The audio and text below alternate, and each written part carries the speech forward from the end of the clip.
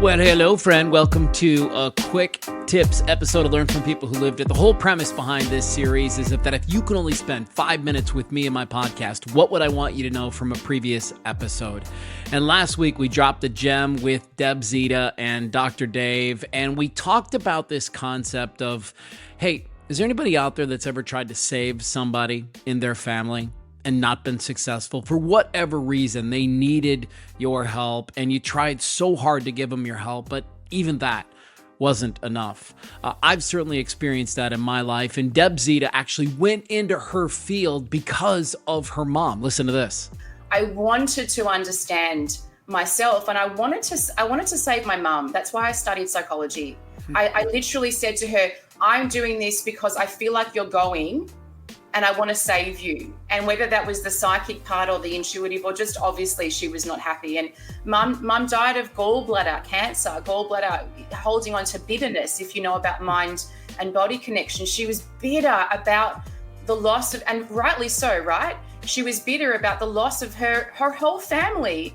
And she came into this world through judgment and trauma and abuse from the war that we came from. And that was how my mother was birthed. And isn't that the truth for so many of our parents and our grandparents? Like, they grew up in these war times. And as Dr. Dave explains, that has a profound effect on the next generation. This is so critical. Listen to this. When you're talking about generational trauma, especially like war, people who survived through wartime, what gets passed along to the children and even the grandchildren is that fear that they experienced during the wartime. You assume growing up that the world is a safe place. Most people that don't have a traumatic childhood assume that the world is a safe place, and there's a vague conceptualization of dangers being out there, and you assume, and rightly so, that terrible things happening are rare events, and so a lot of people don't worry about them. When you've lived through it, something that's supposed to never happen happens. So now it's not a rare event because it happened to you. And so sometimes that anxiety or the way that a parent or grandparent compensates for their traumatic experience, the compensation, or it's almost like the institutionalized coping, anticipating potential dangers that may never arise, or being fearful of things that may or may not be threats, that then gets transmitted to the next generation as a conditioned response. And so you don't even know why you're afraid of things. You're just told, stay away from this, worry about this, don't trust this. And so that can create anxieties or uncertainty or hesitation to do things that should be easy to engage with or enjoyable. Okay, so one of the things that Debbie talks about in our interview together is that she experienced some panic attacks. And if you know me, you know that's my story too. 3 nocturnal panic attacks back to back to back sent me into the hospital because I thought I was dying. But then Dave said this during our interview, and I felt like for anybody who's ever experienced a panic attack, you need to understand this. I don't know anybody who's ever died of a panic attack. And I don't say that to be, flippant about it.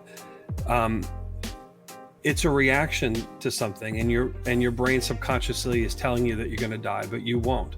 And then when you realize that it's this fear of life or death that's driving the panic attack, in the calmer moments, you can kind of take a step back and say, well, wait a second.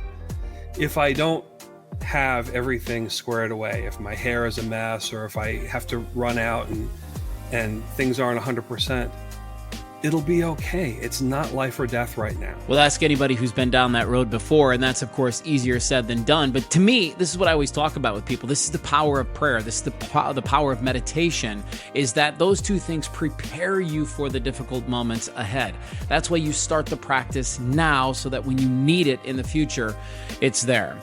One of the final things that Deb said as we were kind of wrapping up, I was asking her about who she works with, and this thing came up that she doesn't feel safe around men. And I wanted to include this in our quick tips episode because of a charge she makes towards Dave and I. I'll explain after you listen to this. It's a little sad, but the fact is, because of what I've been through, I've had to have, and I'll say it because it shouldn't be this way, guys. So Dr. Dave, Matthew, you seem like lovely, nice men. If you ever catch a guy who's in a patterning of toxicity, can you please call him out? Because women like me shouldn't have to not feel safe and comfortable to work with men because of what we've been through.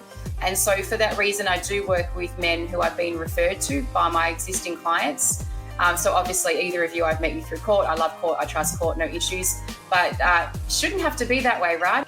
No, you're right. It shouldn't be that way. So to all the guys who consume our podcast, let's all kind of make this collective agreement that when we see anybody in their toxicity, we call them out on that.